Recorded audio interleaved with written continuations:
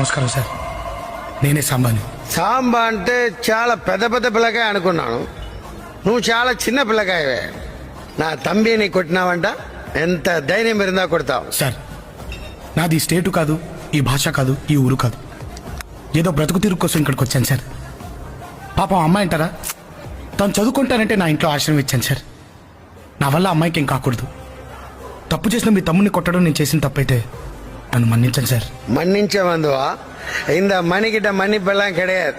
ஏண்டா என்ன திமிரு இருந்தா చెప్తున్నాగా తప్పైపోయిందని. ఏం డిస్కషన్ ఏంటి ఇక్కడ?